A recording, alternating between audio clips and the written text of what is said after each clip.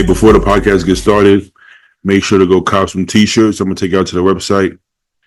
YouTube demonetized me, so your boy broke as fuck. So if you want to help support me, hold on, let me pull this up. Oh, this is Stu's site.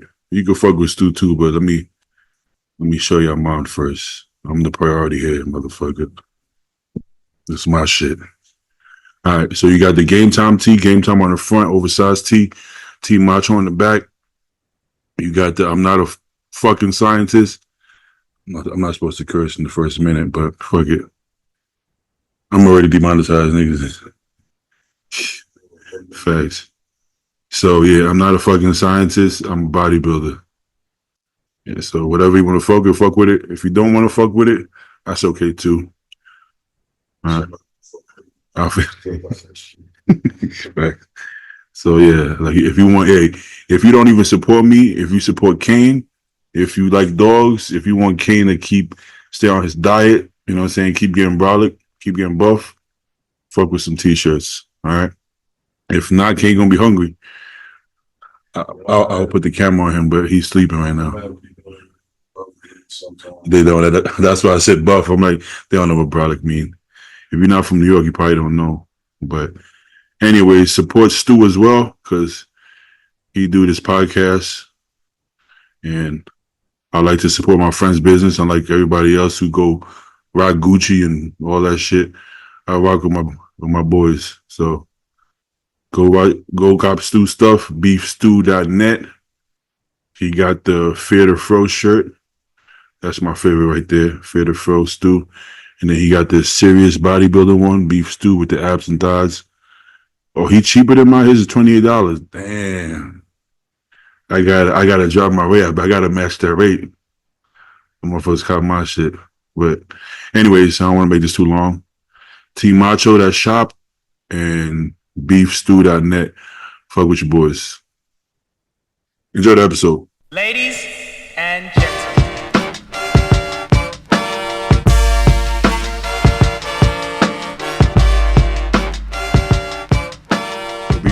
Do you still like keep up with the sport and like the new guys and stuff?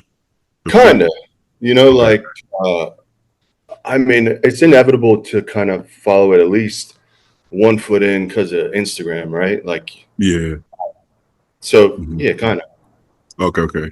What's up, Jordan? What's going on, man? You doing all right? No complaints, man. Are you familiar with Aaron Clarke? Yeah, and all the hilarious whiteboard posts.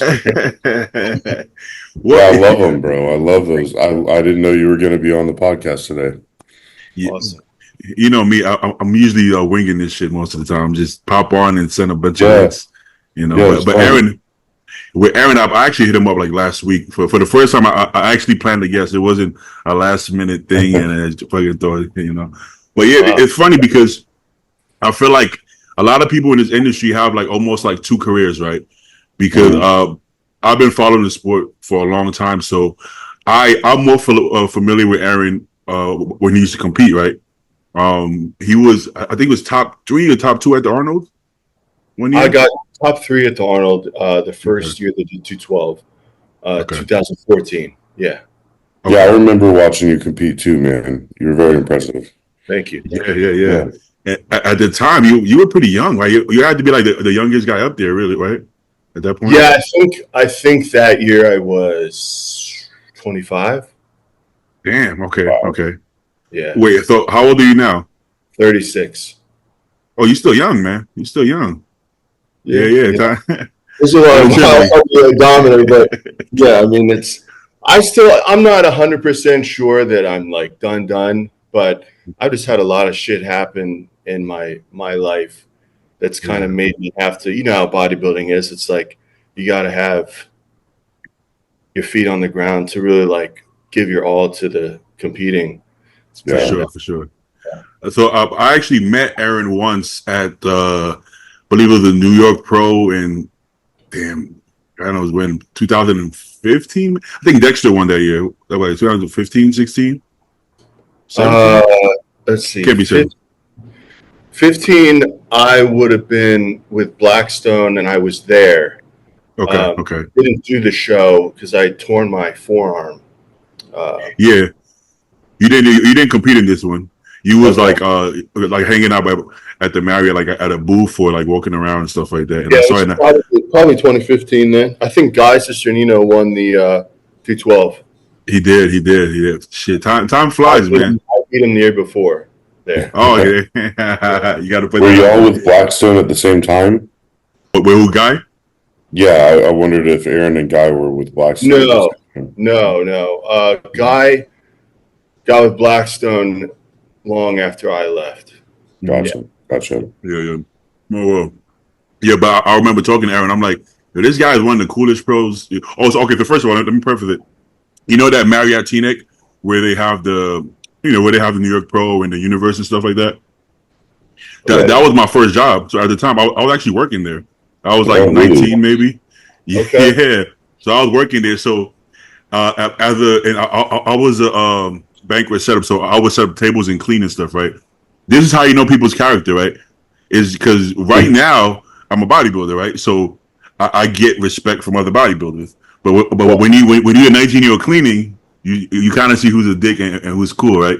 And I thought Aaron was the coolest. It, bro. Exactly. Because like some guys they'll ask me, "Hey, is such and such cool?" Some guy in the industry. I'm like, I don't know how to gauge it because I've definitely been around guys before when I was coming up that were not the nicest. Exactly. But like it's weird how that is. I've never related to that because I don't feel like we're on such a high level that we can treat someone poorly just because they're not high in the industry or something. It's like give people your time. Yeah, Exactly. When you say that, it makes me think of it was the year I won the New York Pro, so it was the year before 2014. Obviously, I'm not going to say who it was, but I was taking taxis and stuff around with this other guy, and he was such a dick to everybody. Like there were like women coming to get in. He's like, "Sorry, we're athletes," and he like cut the line in front of them and like get in the cab. Or he like left his trash in the car, and the guy was like, "So you left here?" And he's like, "Whatever, it's yours. It's a gift." Just kind of like I was like, "Wow, this is crazy." I can't stand that, man. Yeah, it's definitely. So I was there as an employee, and Aaron was the nicest guy. He was talking to me like he knew me, just chilling, talking about bodybuilding. He's like, "Yeah." I was like, "Are you gonna go to Open?" He's like, I don't know about Open because I don't want to take more gear. I'm like, yeah, that. And we just had like a good conversation. And some of the guys were dicks, man. I can't actually remember the guy's name. I would say it if I remember because he doesn't compete. I think he turned pro and then he like retired possibly. But he was a dick. I do remember his name. I don't want to say his name though. I don't want to be mean. His first name was Robert. Do you know who I'm talking about? His first name is Robert. Oh man, I don't know. The last name starts with Y. He was like a kind of popular amateur. Okay. When was this? You know what I'm talking about, right? No, I think I do. I think he turned pro at the Universe one year. Yep. Yeah. So. It was an experience where I don't know how much we want to elaborate on this. So if this is who you're talking about, I don't personally have anything bad to say about this guy. Just but I was competing against this person at the USA's when I turned pro in 2012, and he was getting a ton of coverage. Kind of like there were a couple of guys that were getting a lot of media coverage going into the USA's. And nobody knew who I was. I was kind of like obscure. And I came in and won. And you could, I don't know. I could tell it a while, but then they're nice to me years later. But like I beat them, Exactly. That's how it was for me at USA's, bro. Nobody knew me going into USA's in 2021, and they didn't. And I won the overall. But I was like that new guy. I'd never been on a national stage before. And I could tell there was a little bit like I most everybody respected me, but I could tell some people were a little salty about it. Oh yeah. And I can't blame them. Like everybody's there to win, right? I mean, Oh yeah. even if it's Bro, shitty, but yeah. when it comes to USA, I like down to last place. You know, everybody thinks they're gonna win, right? Mhm. Like down to dead last, everybody's there. Like, oh fuck! I'm like, oh, you thought you were gonna win, bro? Like, what the fuck? What the fuck? And even if they get like 10th place in their class, they're gonna win it next year. Yeah, exactly. You know what I mean? Everybody's gonna win next year. Exactly. You're right. But yeah, I was talking to one of my clients, a female client. She does bikini, and I was like, "Oh, everybody there at the gym is so friendly, right?" And she was like, "Beatty, I hate to break it to you, but they're all nice to you because you're the biggest guy in the gym." She was like, "They're not that nice." I was like, it never even crossed my mind. I never thought of it from that angle. I'm like, Yeah. damn, that's a good fucking point, you know.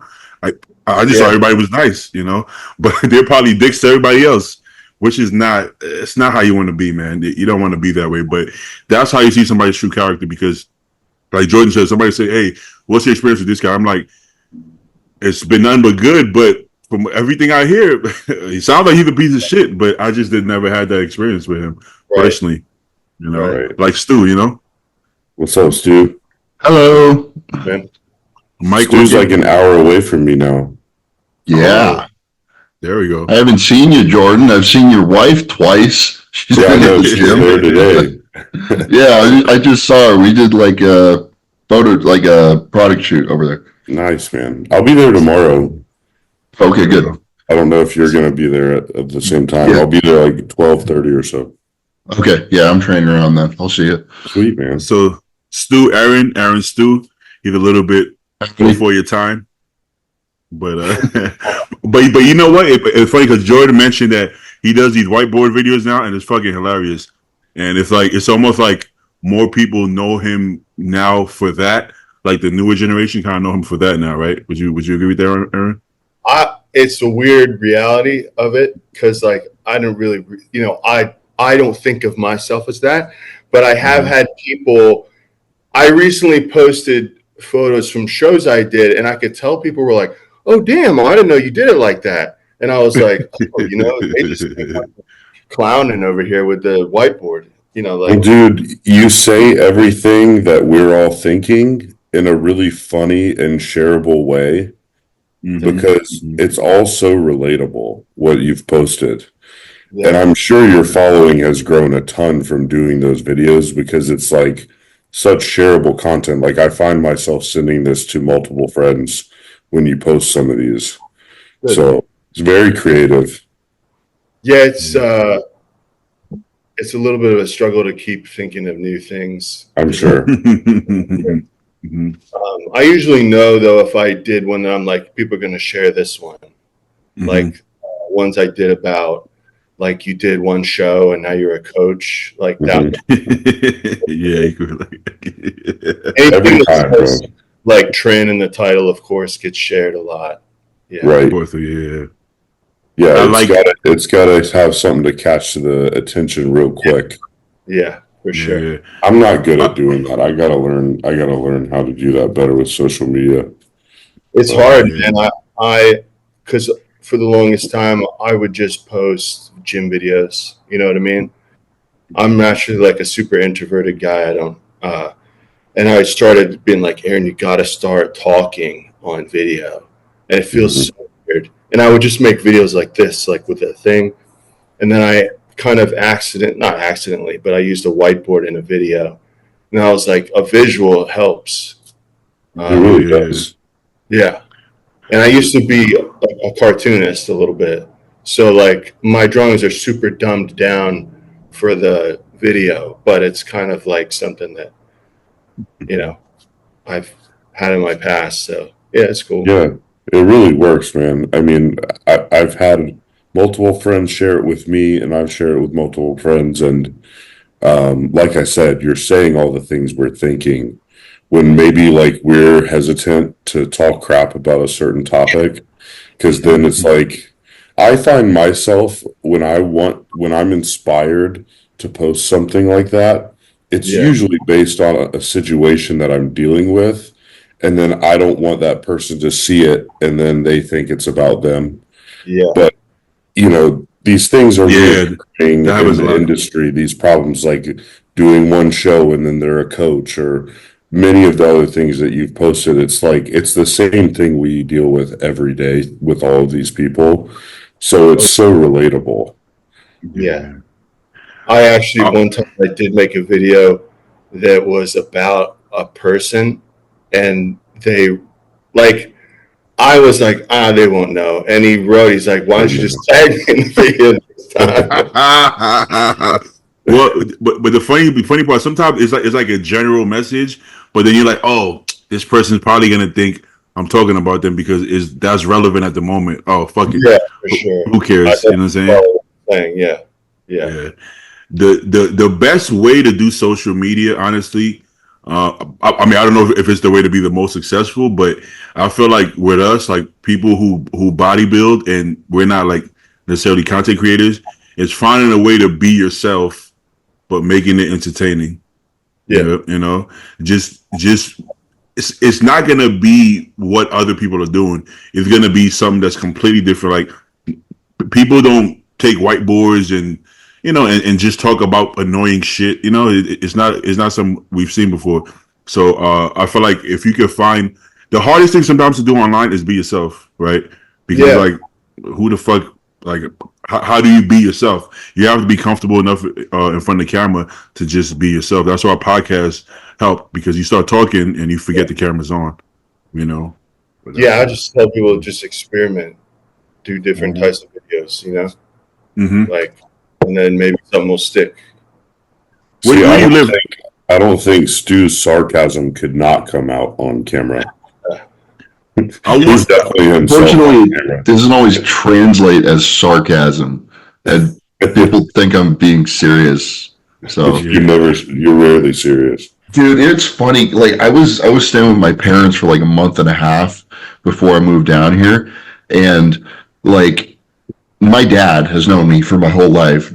And like he still doesn't get it. Like he thinks I'm being serious when I'm like, saying like rude jokes and kind of being like mean. Like, no, I'm just fucking with you, Right. But like, it just like it even goes over his head. He knows it better than anybody. And I don't know where you got it from then. The funniest jokes are like the rudest, most offensive jokes are the funniest jokes, though. Well, people are taking themselves too seriously. It's hard for them to recognize that it's. Yeah.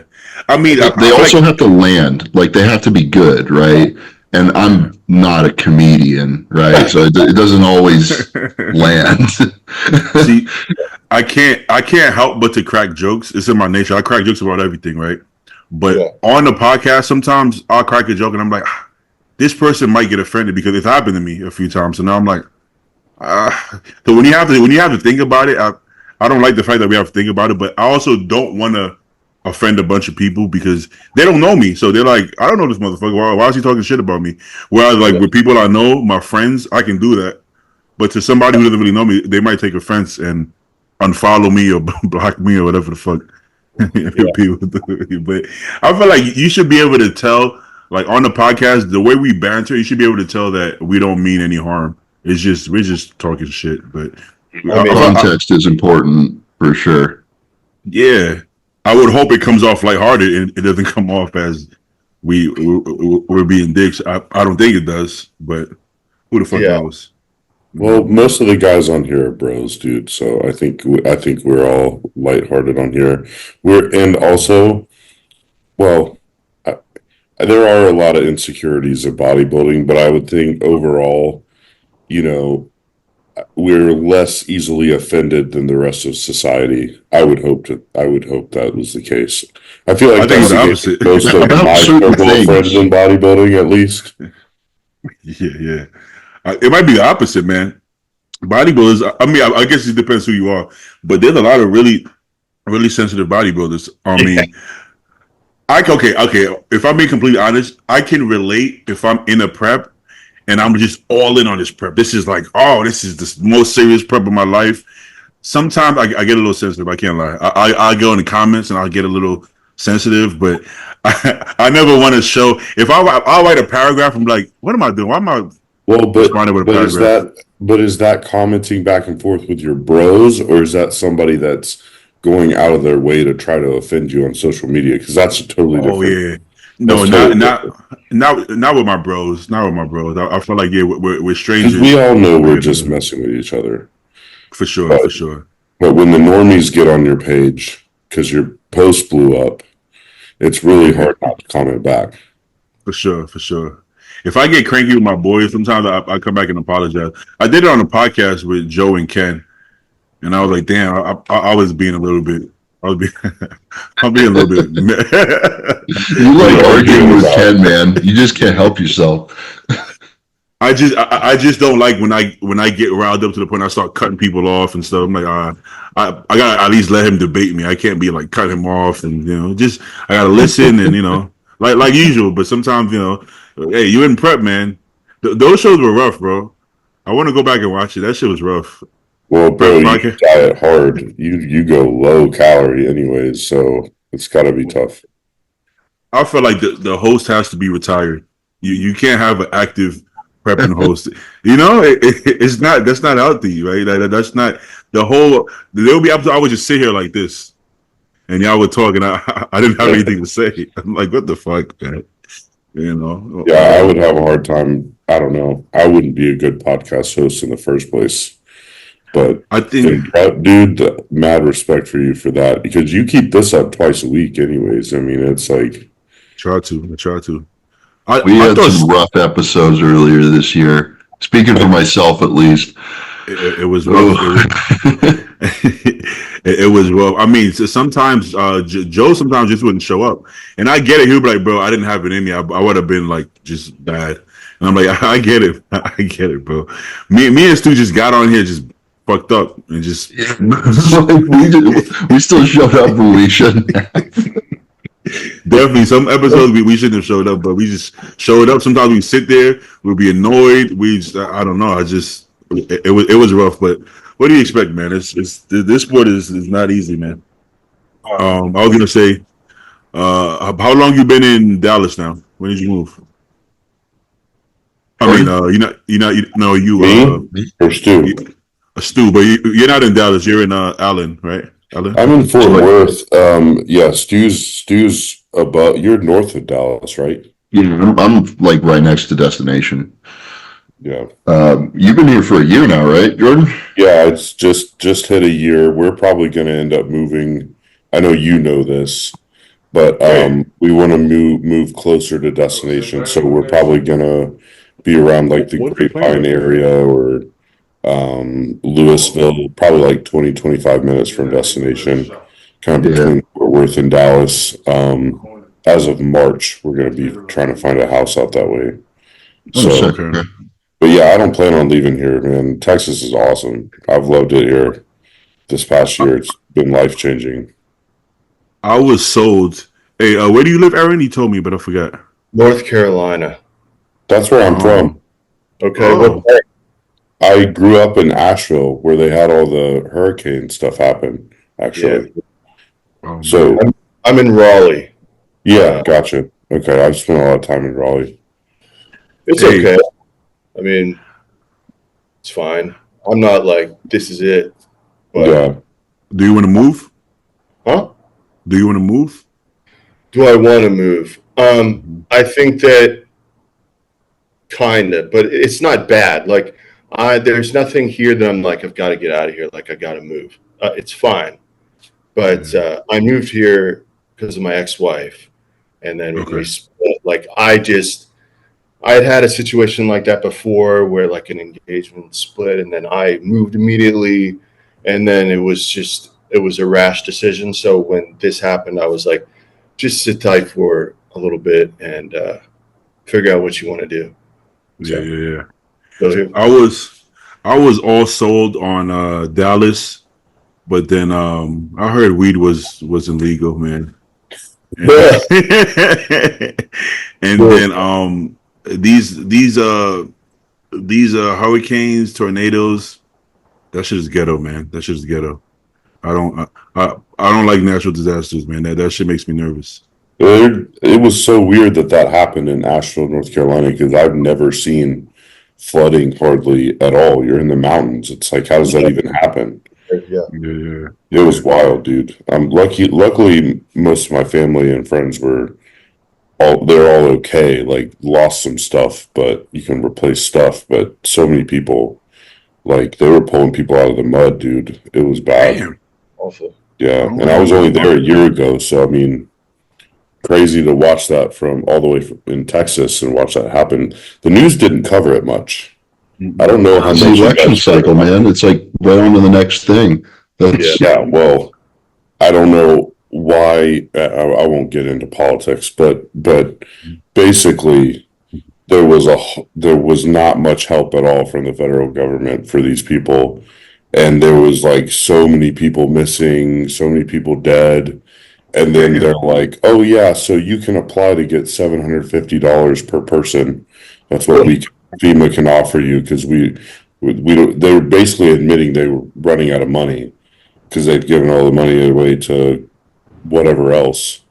And it's like a third world country when we have a natural disaster and our government can't even step in and help. So it was pretty sad. It was mostly civilian effort over there from everybody I know that lives there. So it was really strange how the news didn't cover it like they really should when people are dying in our own country from a natural disaster. I mean, it was in, hundreds and hundreds of people. So Yeah. Seems like we care about other countries more than our own country sometimes. it's crazy. Absolutely. Unfortunately. Yeah. Hey, how you like in Texas so far, Stu? I'm like 4 or 5 days in. I like it, dude. I like it a lot. I'm already looking at like guns I want to buy and stuff. I like this place, dude.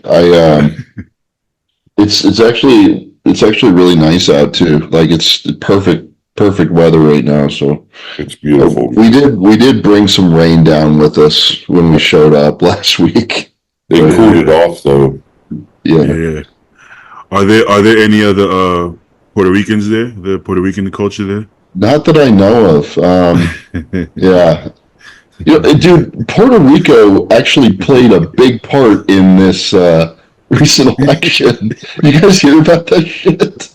I heard something about it. The garbage patch joke? Oh my god. Yeah, if anybody knows, Bad joke. Yeah, he told a. It was a good joke. It was just the wrong audience. Because apparently Puerto Rico has like a terrible landfill problem, and like they have nowhere to put the garbage, so there's just fucking garbage everywhere in Puerto Rico. I wouldn't know because I'm not Puerto Rican, but people actually believe you're Puerto Rican, though. You know that, right? yeah, They they're don't fucking question it stupid. when you say that. You see the damage you've done, baby? I'm a hot man. I don't know that hair's kind of curly, Stu. You got some curly hair over there, man. But Yeah. Dallas is fuck. I've moved so much in the last couple of years. I kind of feel homeless, and I'm sick of moving. I'm sick of leaving friends and stuff, and just kind of feeling like a nomad, So I'm not going anywhere for quite a while. Good. And I have everything I need here to be successful in ways that I was not in the past year up in Washington. So that's why I came down here. Do you have a guest room? Can I stay with you when I'm in Dallas? Yeah, bro, we got a futon. Dope. It's a little short, but you stick your feet off, it'll be fine. It's okay. You got some weed? No. Absolutely not. Out there? No way, dude. Not here in Texas. The answer is always no. I was gonna say, you guys all had Whataburger. Obviously, you two have. I have. I don't know if I've had Whataburger before. I don't know. Have you guys all had In-N-Out? In-N-Out's way Yeah. better. Everybody had In-N-Out? I Yes. had like last week. Everybody had. In-N-Out beats Whataburger by a mile. I was getting to that. Everybody have Five Guys before? Yeah. Yes. Okay. What else? What else is gourmet fast food? We're talking not like McDonald's. We can't. I guess you wanna. Nah, fuck Still it. good. Let's say Almost Five got Guys. a big price now. It's not cheap, man. Nothing's cheap anymore. But Five Guys is crazy. Like for a burger. It's dude, insane. yeah, you It's spend insane. $30 on like a burger and some fries. It's If I go, yeah, it'd be 30 some bucks. It's for a insane. snack. So Five Guys would be my favorite if it wasn't for the fucking price. But taste wise, I like Five Guys, man. It feels natural, but in a good way. You know, in a good way. The first time I had it though, I was like confused because people were like hyping it up, like, "Oh, this is the best shit ever." And let me see this. And then I open it. There's like an aluminum foil. I open it. It's all mushed up and shit. I'm like, this expensive ass burger all smashed up and soggy and shit. I'm like, what the fuck? And I tasted it. I was like, oh, whoa, okay. I see what it's still good. I mean, presentation is not the best, but that shit tastes good. So if you had to pick Five Guys, Whataburger, In-N-Out, what's the rank them from 1 to 3? 1 being the best, 3 being shit. Let's start. But Aaron never had Whataburger. No, I don't think I have. No. Just go ahead and put it third. It's not worth it. I was gonna say, just go ahead and put it third. It made me sick. Like, I think that if I was to choose, I feel like In-N-Out is less greasy. I could be wrong. I agree. don't feel as Like- fucked up afterwards. What's that? You don't feel as fucked up after you eat it, which is nice. Five Guys, I would like solely based on taste. I would get 2 double bacon cheeseburgers and a large Cajun fry from Ooh. Five Guys. Wait, large? You don't gotta get the large because they stuff the bag. they stuff that shit like fucking. Same. Yeah, they just fill the bag with it. But I used to go there a lot, actually. Yeah, and get 2 double bacon cheeseburgers and. Shit, I'm actually scared to get the large. I don't know what it's gonna look like. I'm like, if this is the small, the large might be fucking dangerous. Regular fry, whatever that is. Yeah, whatever they got. Wait, you guys don't have Shake Shack? I've had that before. Yeah. Good. Again, overpriced for what it is. It's good, but it's like not worth the price tag. Very overpriced. On me. It's very overpriced, and it's also it's unusual. It's a strange burger. It's a really strange burger. It's confusing. It's super small, greasy itself for some reason. I don't know why it's so fucking greasy, and even the flavor, it's not like any burger I've tasted. It's kind of hard to describe. You know, it's an unusual burger. I got to be honest with you. But let's throw Shake Shack in there. So you said Five Guys number 1. Yeah, I'll go Five Guys, In-N-Out, and then because I don't know what Whataburger, I've never had it, so we'll put Shake Shack at 3rd. Whataburger 4th. You know, for sure. All right, let's go, Jordan. You had Shake Shack before, right? I haven't, but I'm going to go ahead and put that ahead of Whataburger and piss off the Texans. But I know In-N-Out's my favorite, and I know it's so controversial to put that ahead of Five Guys, but I like it way better. Really? Like, it's different though. It's like a different kind of burger, but it is cleaner because I could eat In-N-Out and then still eat another meal. Like if In-N-Out was my 5th meal of the day, I could easily 2 hours later eat another meal before bed. Whereas if I ate Five Guys, it's just like so much grease. So I don't feel as good when I eat Five Guys. But That's why I said if I was basing it on taste, I would put Five Guys. But like you're saying, even on taste though, really, I still like In-N-Out's taste better personally. Yeah, it's lighter, more like refreshing ingredients. It's got like real lettuce and tomato, and it's not all mushed together. You know, it's like a good balance of flavors, not just grease ball. You know what I'm saying? yeah. Who came up with the idea to trap all that moisture in the aluminum foil and just have a fucking greasy ass ball of fucking burger? Listen, it's got its place, man. It's kind of good, but like, It is. God, it you is. regret it afterwards. Well, In-N-Out, I find it super light. something about it. And it's not just like the amount, because even if I get a couple of burgers, I never eat In-N-Out and I'm like, oh fuck, oh man. So, I don't feel heavy. Like Jordan said, I feel like I could eat it and I feel fine, I don't know why, I don't know what that means, but it always felt light to me, I feel like it's a little bit, the meat itself, it's a little bit salty for me. I don't know if it's salt I'm tasting, but the flavor is a little strong for me, maybe, compared to Five You really Rings. think deep into this, the taste of yeah. the burger and like how to describe it. I don't know how I would describe it, but you pick up Jordan just eats bowl of gains. He doesn't even have shitty food like this. Like, good point. I try to save like the good diet food, like bowl of gains, something like that. I try to, or even the sauces. I try to save it for prep, so I have something to look forward to. Yeah. I use barbecue sauce right now. I mean, I'm not gonna lie, I eat flavor gang sauce or bowl gains like every meal still. Really? I'm You don't not burn deep out? in the off season yet. We just pushed my food up, so I don't know. We'll see what happens. Man. You guys are different, man. I need to change up the flavors, man. But you can use code Macho if you want to buy some flavor gang. I have a code too, but this is not my podcast. Oh no, by all means. oh, what a nice guy. But my by all code, means. it probably gets you a bigger discount. I'm not sure. Oh shit! Okay. Use code Hutch. Is it Hutch? Mm-hmm. So use Macho first, and then use Hutch the following order. Just to. I need some. Kane needs his doggy treats. Spread the wealth. To survive. Jordan, how's the boob job been? Brittany said it was a little rough there. Dude, I thought I was going to be I didn't know when I was going to get back to the gym for a while there. So the surgery went great. It was like almost 4 weeks ago. This Friday will be 4 weeks.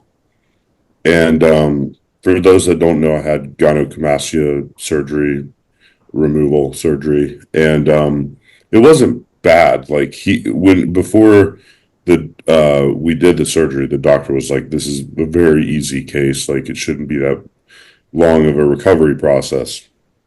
And even the post-op appointment, like 4 days later, everything was good. He's like, dude, you'll be training chest in 2 weeks.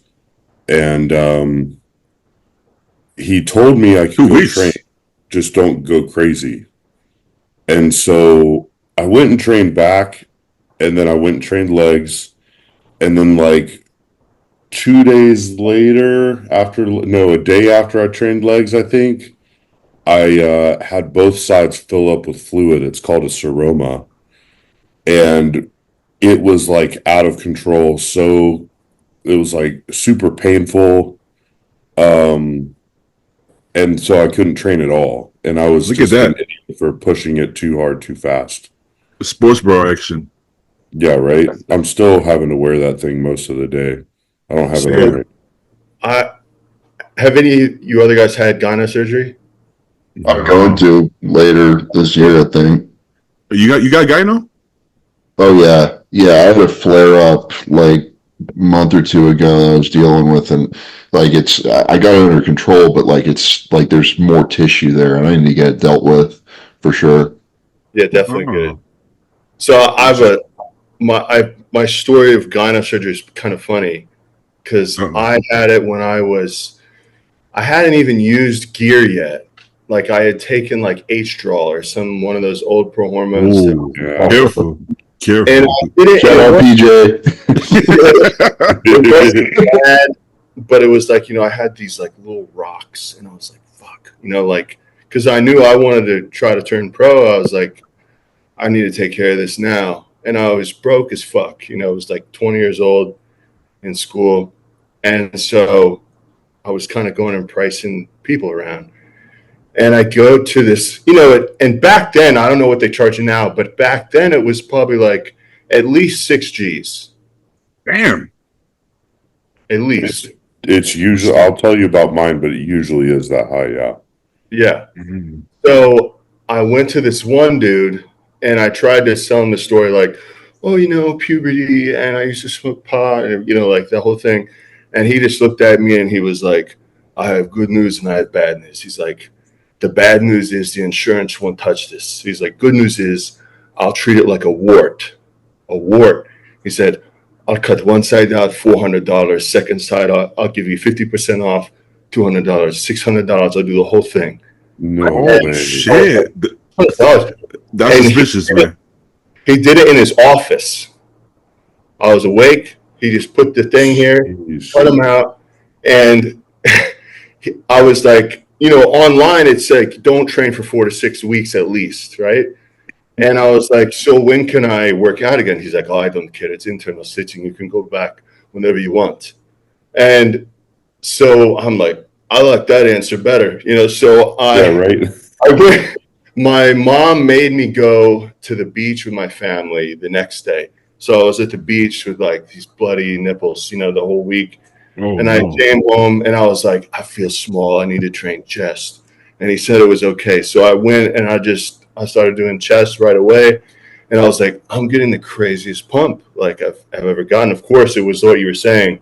Like they just filled with blood, my chest. Oh, And, no. So, he drained them and it was no big deal. And the surgery ended up, it was fine. Like he did a good job for $600. It's crazy. Crazy. And, Yeah. and the funniest thing is, so years later, I was dating this chick and she wanted to get boobs and she was looking around trying to get a good price. And my No. mom was like, oh, you should go to the guy who did Aaron's nipples. Don't do that. She was like, I went there and I sent all my sorority sisters to him and I sent Aaron's aunt to him to get lipo. And she rattled off like 10 names of people that she had sent to this guy and he did their tits. And then my girlfriend got her boobs from him. So he did No everything. way. He's a smart guy. He gave me a $600 gyno surgery and he did like 12 pairs of tits. Yeah, seriously. Oh, good. Okay. Holy Smart shit. man. Business model. Smart man.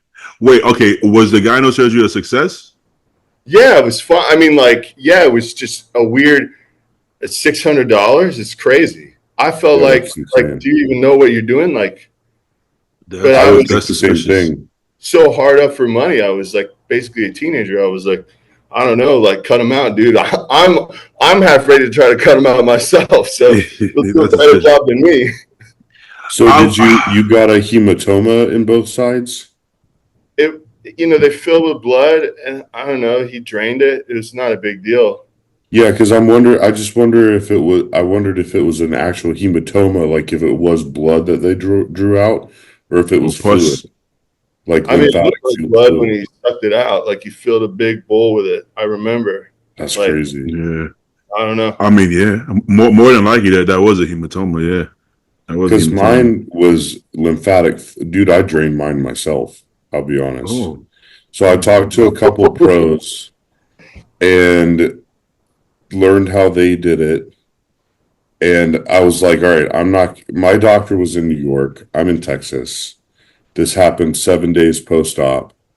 Obviously, I can do things myself and sterilely. And so I just drew it out. It was like 30 cc's of fluid from the left side 2 or 3 times. And I would draw it out and it would be back within hours. Yeah. So for me, it was an ongoing issue where I was like, I have no idea when these are going to go away. Because what has to happen is there's this dead space from where the mass was. And even though mine wasn't that big, the left side was the bigger side. So it was the one with more fluid. And so every time it fills back up with fluid, that skin can't reattach and heal back. Yeah. So it's like having to heal from the outside in and slowly move the fluid out.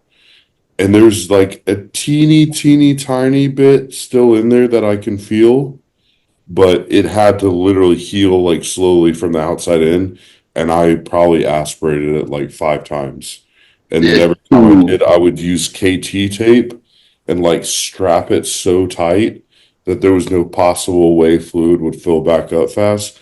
It was a pain in the butt, but apparently it happens to like 15% of patients. So I was like in that 15%.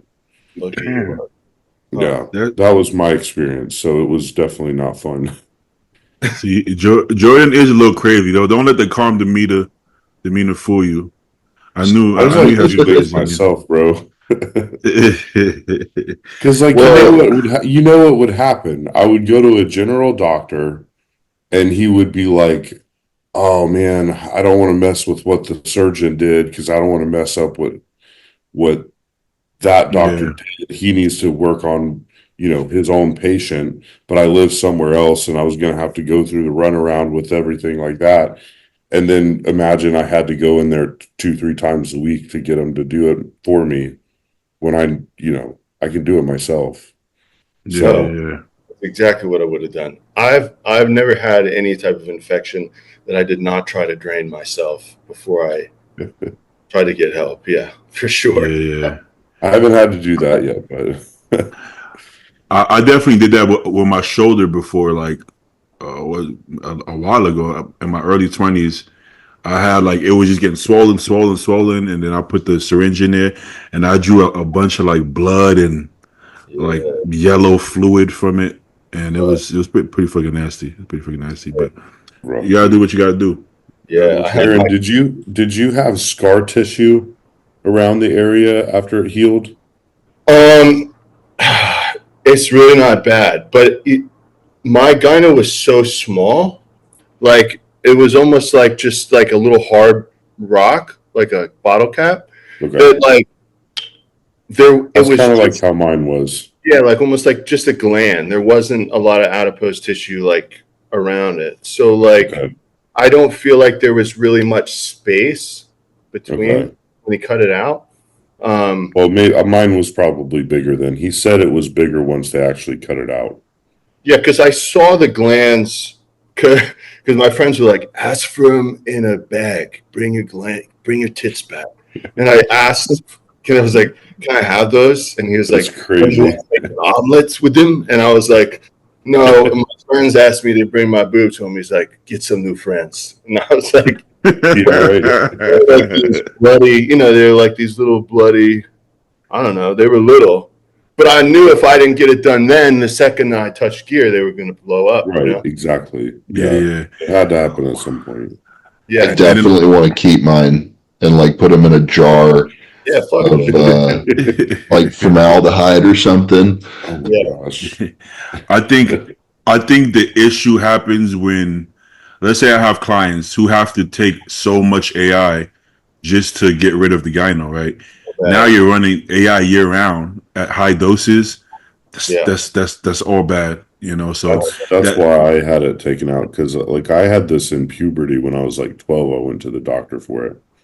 So yeah, like it was already present and then progressed worse. And I want my lipids to stay good. Like they're good right now, but yeah. if I had to use AI is really strong for the next 8, 10 years, like it's not going to end well no.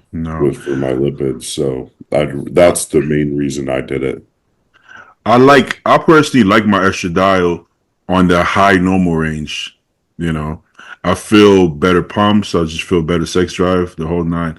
So for me, I don't take any AIs off season at all. You Really. know, no. But my estradiol doesn't get very high. Sometimes it might creep up a little bit into like low high range, but usually it's like high normal. Yeah, but you could only do that if you don't get gyno, and I'm just not prone to gyno. I'll get like maybe no, actually not anymore. Maybe early on it would get a little sensitive, and that'll be it. Or maybe I would hold a little bit of fluid and it would leave. Now I don't even notice it. So, a question: you guys, do you guys know any black guys who have had gyno surgery? I Now I mean, think about I'm it. pretty sure the guy that my doctor, what'd you say, Aaron? I'm thinking in my head of like that I knew a few guys who had gyno. Ronnie had gyno in '98. No, I'm I, assuming he took it out. I'm just thinking of, yeah. I don't know anybody personally. Well, that could just mean we're irresponsible and we just don't care, or it could just mean maybe we Maybe don't. that's prone. I don't know. I've Yeah, seen there was a guy that was a decent pro a couple years ago. I feel like his name was Michael something. I can't I like remember. it. Yeah, wasn't it Michael Lockett? He did have gyno, didn't he? think he had it removed. Yeah, He did have but gyno. dude, Actually, he was like just insanely gifted. You know, I feel like the guys who grow super easily are gonna grow gyno tissue easily as well. It's like that everything. makes sense. Completely like anecdotally speaking, like Yeah. when you have like a freaky black dude who just grows off of nothing, Ronnie like had gyno.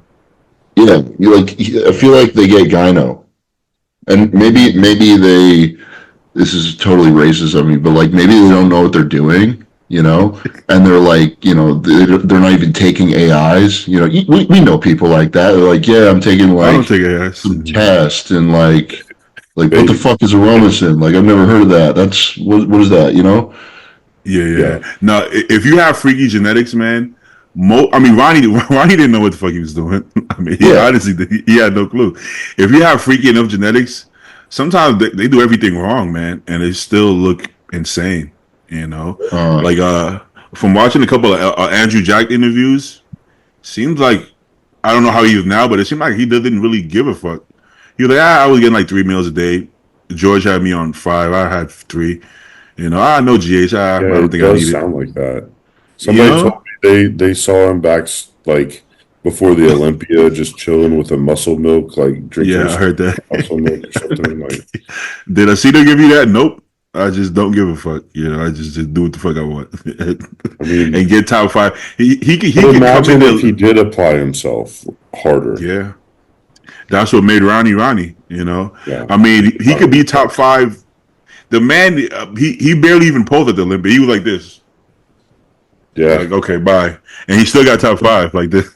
It must be nice. He just can't be. Even at the Texas, he was more into it, but he was kind of like, he was chilling. It looked like he just came. He didn't need to be into it. He knew he was winning that show.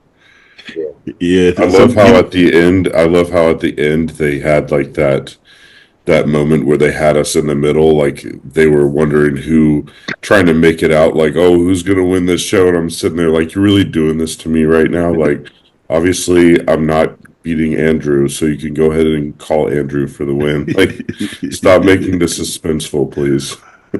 I mean, hey, from a strictly bodybuilding perspective, both of y'all were way better peaked than him. You guys were out bodybuilding. Yeah, for sure. Yeah, he's just like a different case altogether.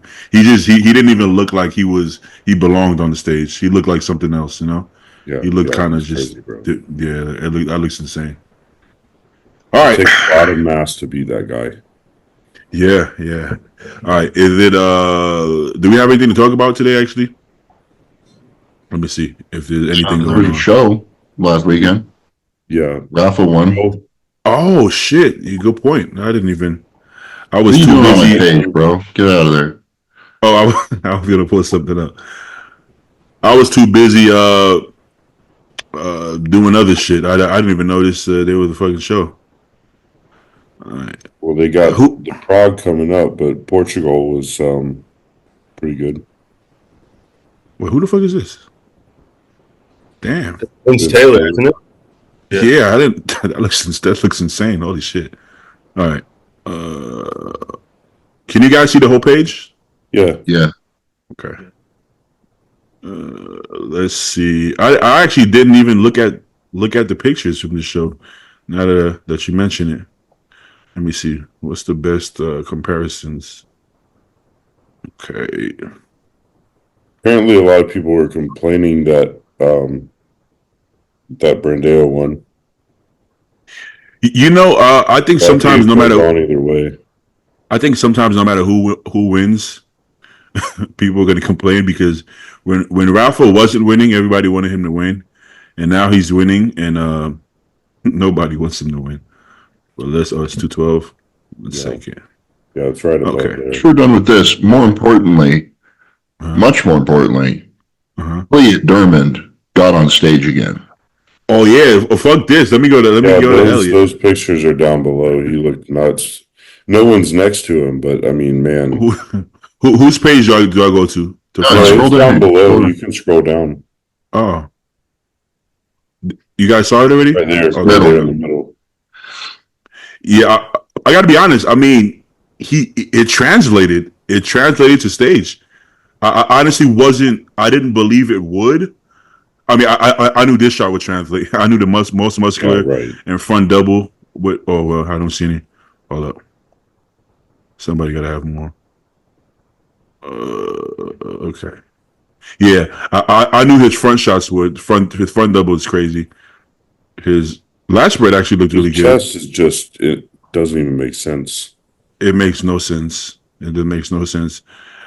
His side pose is still, he doesn't hit it properly, but he has so much muscle. That shoulder too much. Way too much. This pose used to be really bad on him.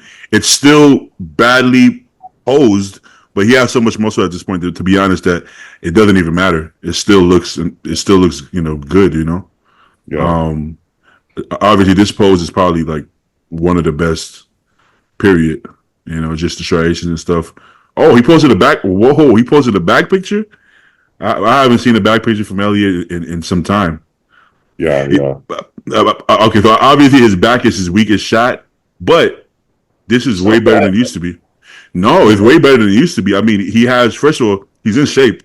His glutes are in, his hams are in, and this is the warm up show. Okay, so that's really good. His back, because he's in shape, is showing detail, even though he doesn't have big lats. I mean, that looks more than good enough, right now. At the next level, maybe he has to improve it, but that looks good, man. He has big arms though, but in the back poses he doesn't show it. Like maybe mobility, he doesn't bring his elbows back, but he has big ass arms, right? Oh, he Pretty does, sure. Yeah, he got big arms.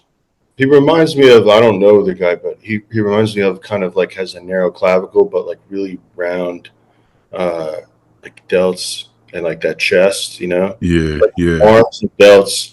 I won't say they make up for a narrow clavicle, but kind of almost like just like Facts. so much muscle, just kind of like. He actually reminds me of, just in that respect, of Justin Abbott.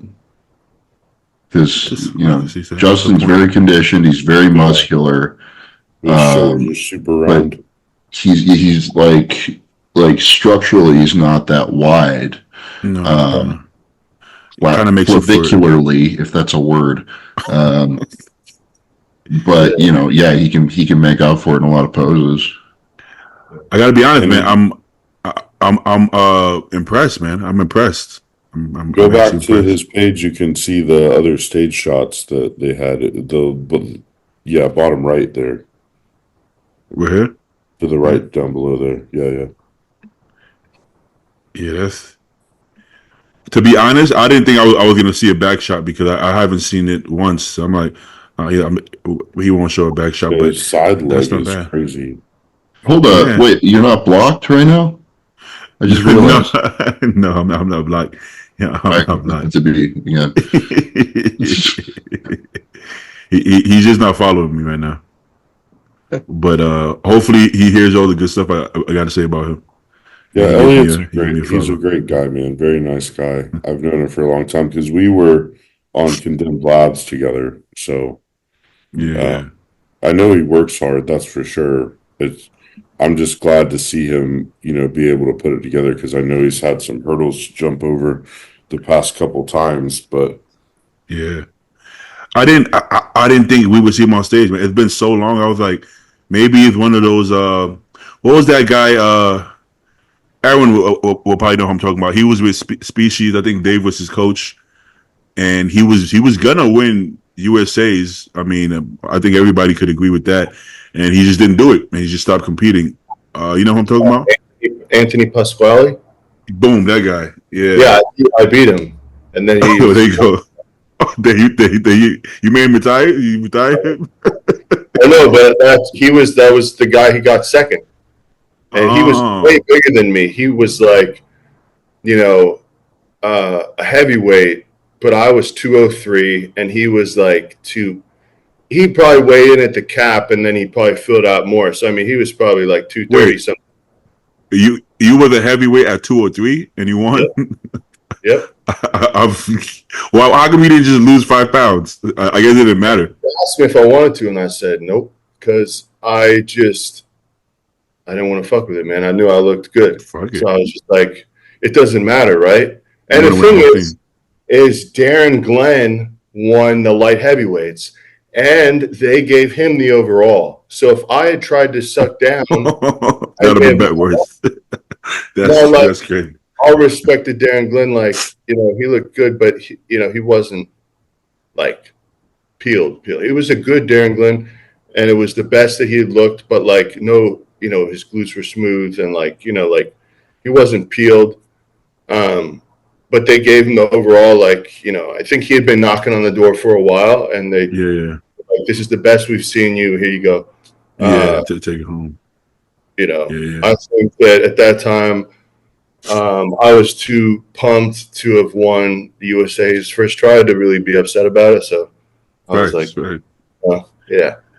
Yeah. Well, shout out to Elliot, man. I'm honestly really impressed, and I'm a believer now, man. I'm a believer.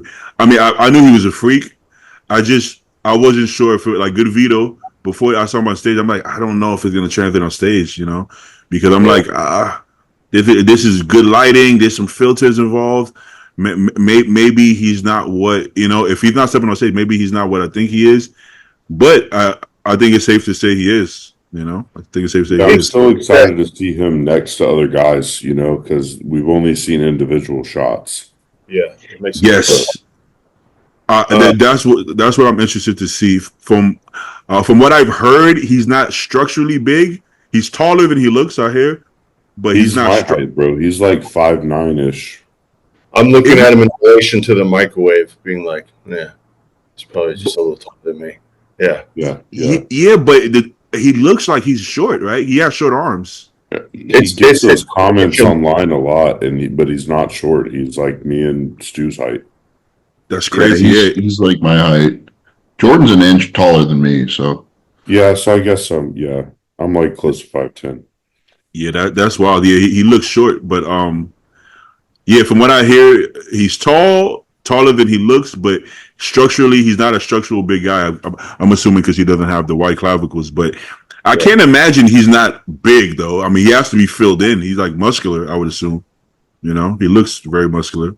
Yeah, but you can see like in a t-shirt, like his clavicles are like, but he got a check. What? Damn! 2,500. That's more than some of the. It's from Condemned Labs, so I don't know if that was just their like trying. I don't know. Yeah. I saw the same thing. I don't really know what that's not from the show itself. It used to be your money, Jordan. They paid it to him instead. It kind of looked like. On accord. It kind of looked like they decided to give him a check after the win, right? Like, hey, congratulations. That's a good check, man. I'm just gonna keep my mouth shut. Did they give you a check after your show? No, none of the pro shows I did.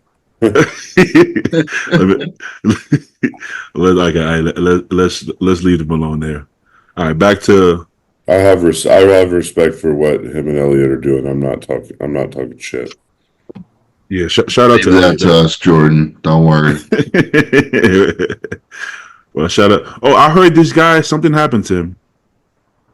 Yeah, he's had shoulder surgeries, like a couple of them, I think. His right side is significantly smaller than his left. Oh no, he's posing around it pretty good. From what I've seen, yeah, that's smart actually.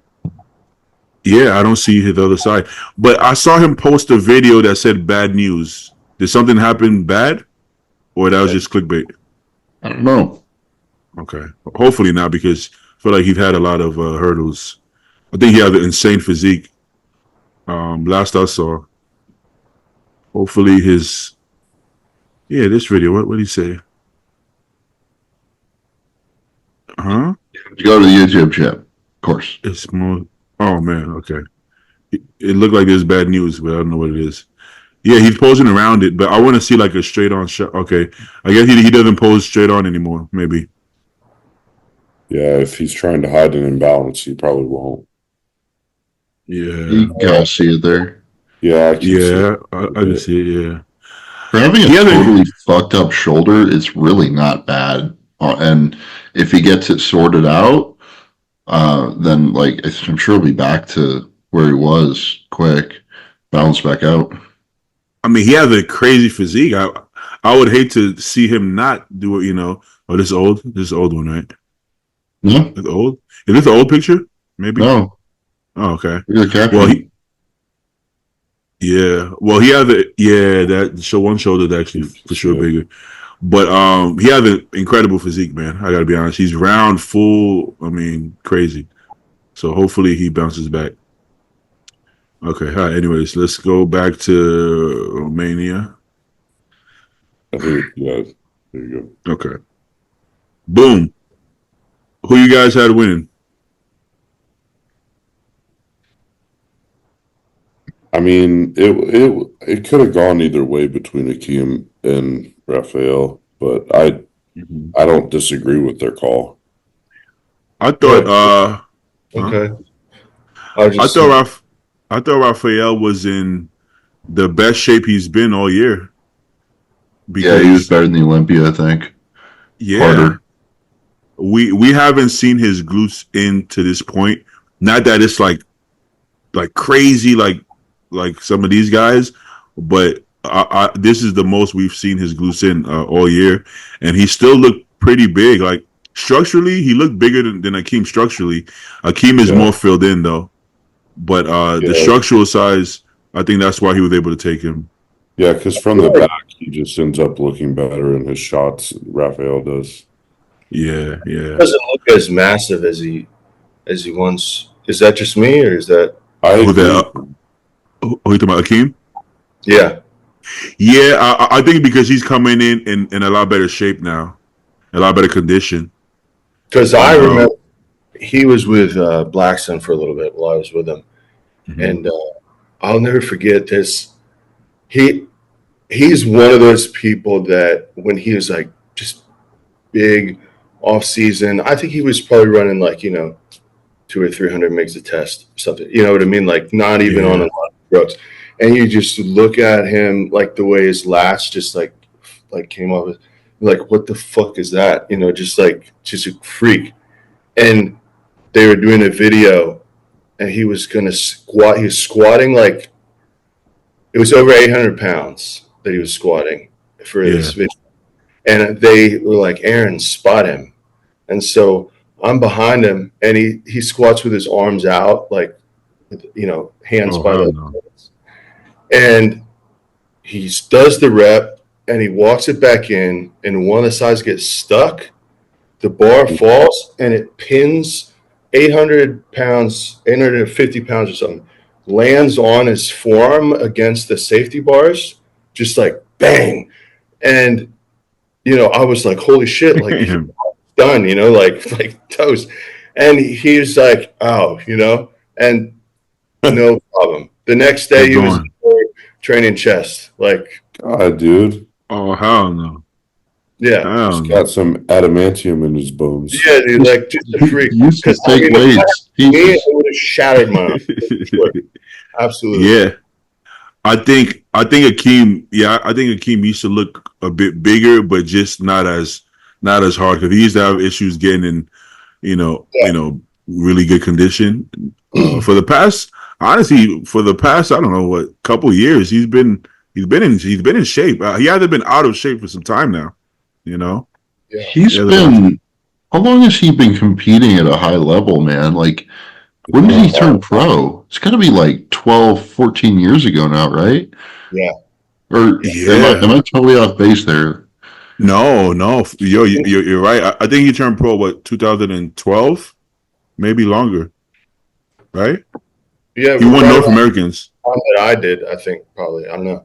Yeah, he won North Americans his first try. Was it first try? Maybe first try.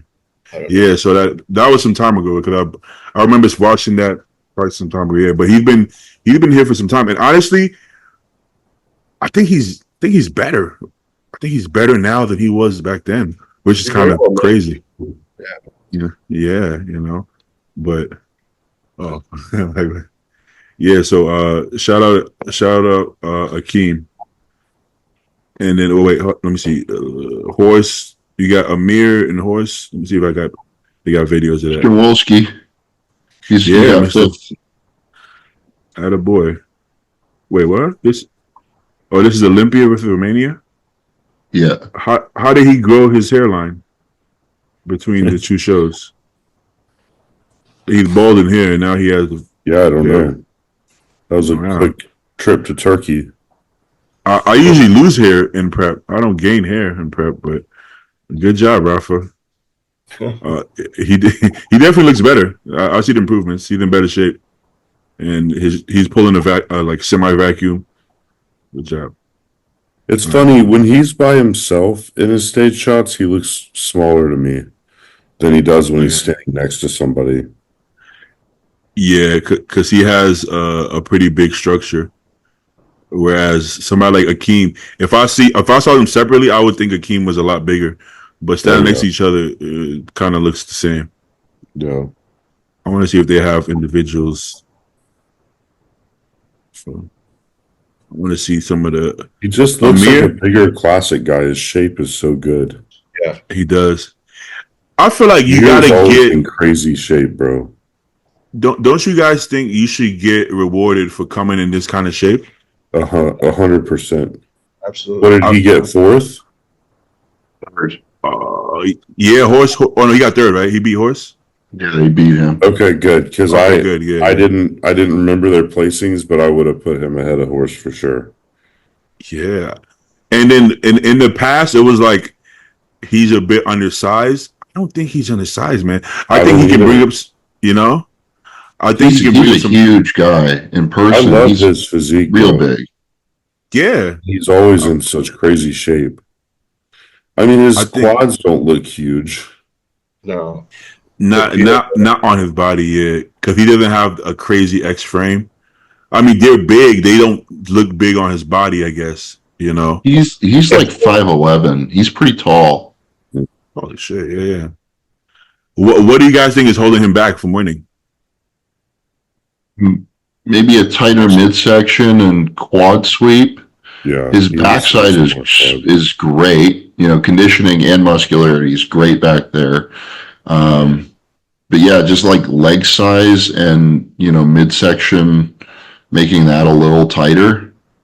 Arms are pretty good. Like, because even the way he poses some of his front shots, it's almost like he tries to kick that leg out to try to give the illusion of more quad sweep. Yeah. But it almost some of the time makes it look thinner. I think he brings it out a little too much. But I think if he had a tighter midsection, his legs would look bigger. They would look sweepier, and his shoulders would look wider. Yeah. I think he's huge, but because his waist is wider, he doesn't look as big on his own body, if that makes sense. Right? Yeah. It's all about the proportion, yeah. I remember he said that in New York, he said that he like carved up super hard. So I wonder if like he has to eat a shitload of food before he shows, and that makes it a little harder to like pull a super tight waist in. I think like in New York, he said that Aceto overfed him, and he was like sweating like crazy. His stomach was out. I didn't think it was that bad, but he was annoyed about it. And then he improved in California the next weekend. He didn't do that. So, is he still with Aceto? I believe so. Yeah. Okay. Yeah. Oh, he looks by himself, Akeem. Like if I watched this video and then watched the video of Brandeo separately, I would pick Akeem. Yeah. He just looks freaky, like his lats and everything. Like, yeah. Me too. To be honest, if his back double, let's say his back double is like a 5 out of 10. If his back double was like a 7.5, I think he would beat a lot of people. I think he would beat Rafa. I agree. Yeah, I think he would beat Rafa. Because like his side shots are crazy too. Especially that leg from the side. That's from squatting 800 pounds. Yeah, some of the best in the world. And his backlash spread, I think, is good enough.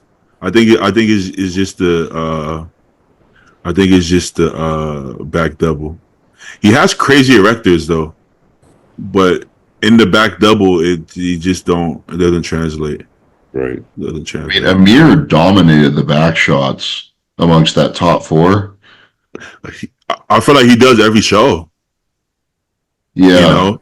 I mean, the level of it used to be just like, crazy glutes and lower back and striations and stuff, but like he's really big from behind now, really big. I feel like Tonio has one of the best back doubles in the IFBB, and at Cali, Vlad was beating him in the back double, man. Like from me watching there, he was beating him, which says a lot because I think Tonio has an incredible back double. He's looking at his glutes. I mean, it's not even close. This back shot is not even going to be close. Yeah. He doesn't even have to hit his back. I mean, it wasn't even close before he got into the pose.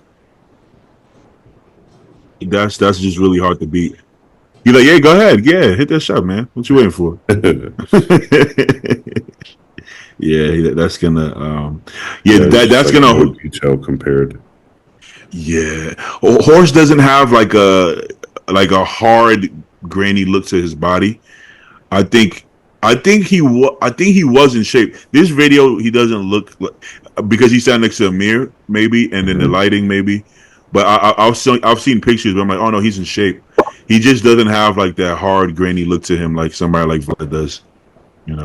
He's pretty hard from the front. Speaker, but you guys hear me? Yeah. Uh-oh. Baby's gone. What are we Can't gonna hear you do? guys. We can hear you, Betty. 1 second.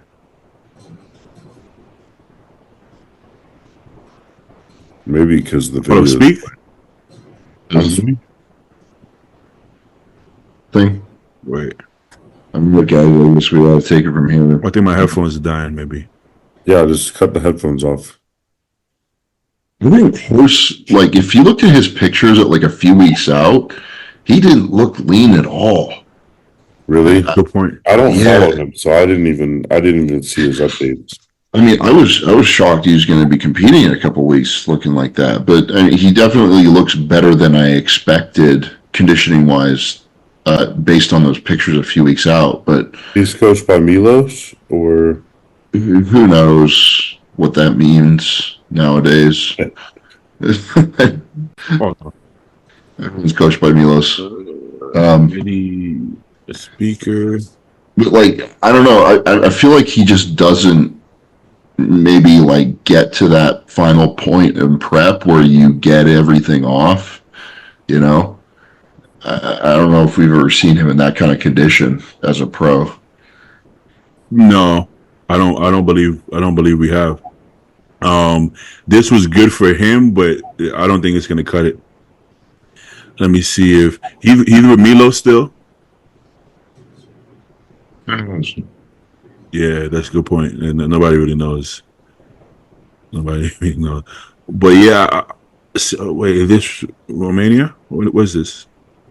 see, he looks grainy there. Yeah, but this is also super filtered. Yeah. Because this He's not hard from the front. Like, he's got like striations and stuff in his rec fem. Yeah, it's hard. It is what this is what it looks like to me. It looks like he has body parts that come in faster than others, but he's not in real shape. I think that's what it is, because there's some people who don't have like naturally crazy set. Like, let's say Martin Fitzwater, genetically he's not crazy separated. He's just so fucking peeled that he's peeled. But just standing there, you don't see a ton of separation until he hits the pose. But he's fucking peeled. Well, his glutes and hams definitely have a lot of separation. Yeah, I mean, It's crazy. You got no fucking body fat. So some people can have less separate, or like let's say Nathan Diasha, he'll be lean, but he doesn't have a ton of separation everywhere. But you know he's shredded, right? Whereas some people are the opposite. They have good separation, they're just not in shape. They're just not in real shape. So you'll be like, huh, is he in shape? Is he not in shape? It's hard to tell. So I would assume he probably has genetically pretty good separation, but he has body fat on him, man. He definitely has body fat in the back and glutes. That's how you can tell in that upper back right there. Yeah. So it's gonna have to come off, man. And I mean, you're gonna be smaller, but you'll actually look bigger, I believe. So just gotta. That's how it is for me. Yeah. When I was fuller and not quite as hard, I didn't look as big as when I was like 3 or 4 pounds down. Yeah. So sometimes you gotta go that extra mile. Shout out Horse MD. All right. When is this? Prague. Prague is Sunday, Saturday. Sometime this weekend. It's the pro show. Foreign shows, I Sunday. never know what day they're going to be on. Okay. The European shows the amateurs Saturday, pros Sunday usually. Gotcha. Okay. But okay, you see what I mean? Like he's shredded, and you can tell by his glutes, hams. You can tell by his quad feathers, but he doesn't have a crazy amount of separation all over here. Now, when he's on stage and he hits the most muscular under the lights with the tan, and he drops water, you see everything. You know, just because he's really that fucking shredded. You know, so there's some differences. You know, I would say like Stu will be shredded and hard, but he doesn't have crazy amount of separation everywhere. But you know that he has no body fat on his body. You know, See, I have the opposite problem. I have to look at my pictures and know that I have extra separation. So like I have to look at certain body parts that hold more fat and water to judge it by those, not by like my glutes or my quads or. Oh yeah. Yeah, your glutes and hams are always crazy, and then like the only thing I've seen soft on or softer, I won't say it's soft, is like your upper back area. Yeah, like Tampa. I think exactly. that was like you were a little softer up there, and then Texas it was better. Yeah, that was exactly it. Tampa, I didn't like my look. My whole upper body, even like it's my midsection, my lower back, my upper back. It's not as detailed, but my legs will be crazy detailed and separated. So it's like I have to judge it based on my upper body's conditioning. You know, I would prefer it that way. I would prefer the glutes coming first, just because it could bamboozle some judges, you know, and you got some shredded glutes. It really does, man. Yeah, it counts for something. All right. We got the list, Martin. I didn't know the prize. Oh wait, total prize money 105,000. Yeah, probably. Oh, wow. Okay. I mean that's not bad, right? But I'm about to say top 5. I'm like, I don't know if we have 5 people that we know. We got 1, 2, 3, 4, 5. Okay, yeah, we got 5 people we know. Rusty's in there. Yeah. What's your top 5, Jordan? In order. Martin.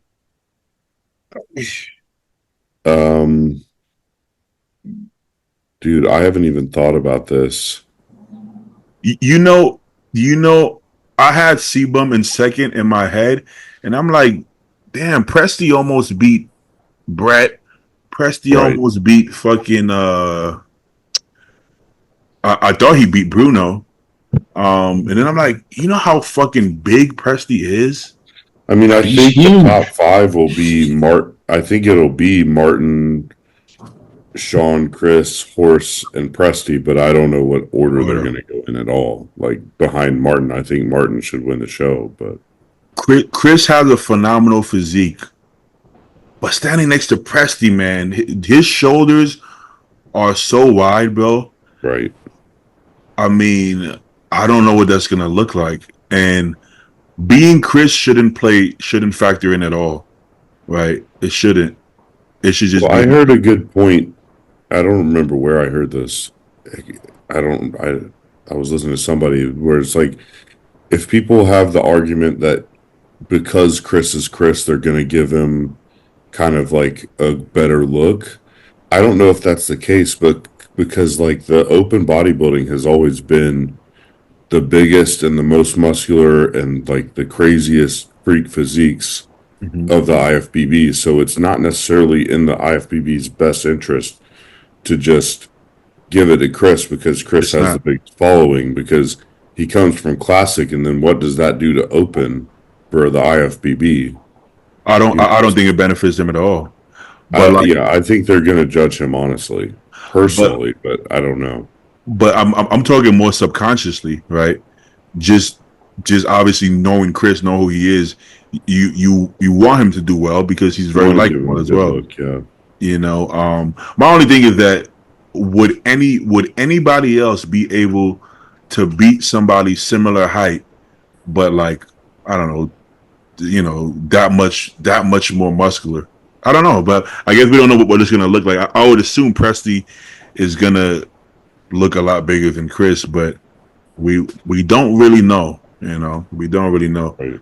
So, it's going to be very interesting. But like, imagine Chris and Sean in a call out together side by side.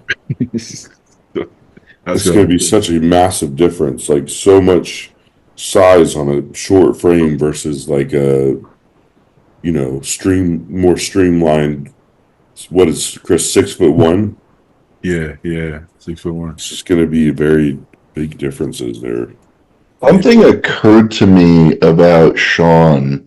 I don't know if this is true. I haven't talked to him. It just occurred to me. Like, I wonder if he's doing this the show in open as like a last hurrah, and then retiring.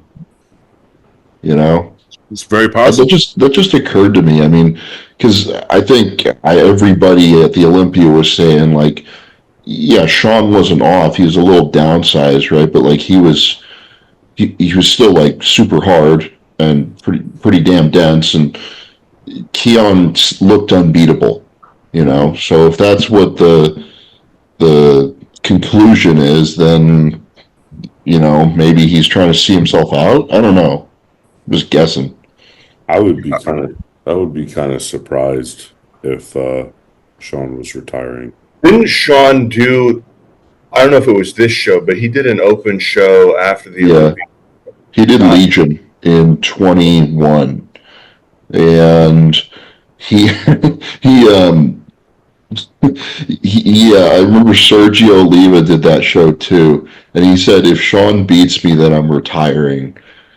And Sean won. He beat him. He did not retire though. Wait, but did he compete since then? Sergio? Yeah. Oh, yeah. He did Cal. Yeah, you're right. He did Cal. I think. Hold on. Let me go back to the. It makes sense. I could see how it could make sense in retirement because Sean doesn't strike me as somebody who wants to compete for second place. And where Keon is at right now, condition wise and size and improvements, continue to improve. Keon.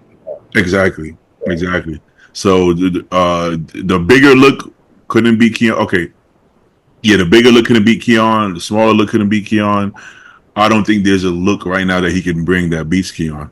You know? No, there's not very many people who could. I think that there are 212 guys in the past I've seen that maybe could have been close.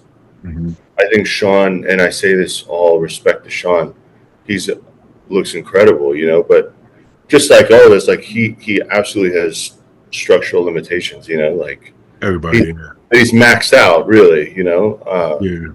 So if the guy with the most aesthetic physique with the best structure and the best muscle bellies happens to also be one of the most muscular guys in the division, you know, and now one of the, you know, he was peeled, then there's no way you're gonna beat that because there's no angle to beat him. Usually that guy is like the flex wheeler and leaves a little bit to be desired in condition. That's what leaves the door open.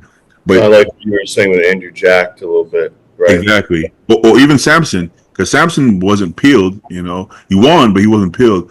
You know, if Samson could be peeled, then it would be like, oh fuck, you know, it's over, right? So, if that guy usually leaves something to be desired, Keon is the first of that type of bodybuilder who really nailed it. You know, last year you could say he was close. This year he nailed it. So it's like once he learns how to nail it, I mean, he's not gonna beat him. So I can't see Sean sticking around for very long for seconds. He doesn't strike me as somebody who is interested in second place, you know. So I wouldn't be surprised. It's hard to be interested in second place once you've had first place. Once you got a taste, yeah. Yeah. I think to his credit, like he's done a really good job of like diversifying. He's not just a bodybuilder, right? He's got his shoes line that he's out with now. He's been with Gas for a long time. He has a private gym right now, which I think might be opening to the public sometime next year. You did say that. And you know, so he's got a career ahead of him off the stage, which is smart. You know, a lot of guys don't have that. That's something we all should definitely do. We all should do so. Shout out Sean. He actually posted something, right? He posted let me see. Was it a week out or something like that? Update. Yeah. Looks like he got a lot of his fullness back. Granted, he's a week out. That's a good sign. He got some fullness back because it looked like he lost some tissue. The arms look back. The chest looks back. The quads maybe not to how it was before because there's one bigger quad, one smaller quad, but still the fullness is back. So that's a good sign, man. You know, shout out to Sean and shout out to Boss of Outlaw, man. He got Regan now out here too. So I heard about Regan. That's kind of crazy. How many big time open pros does he have now? he has 17 Olympians, man. So he already got at least 5 more. Pretty sure Brett is going to be with him, right? It makes sense. I mean, so he's going to have a lot of fucking, I mean, and there's more to come, you know? There's more to come. So I don't know how to manage that, but he seems to be doing just fine, you know? But, all right. Let's get some questions, man. I'm hungry. You guys down for some questions? Sure. Yeah, I'm down. I'm about to eat right now. Yeah. Making you hungry, I guess.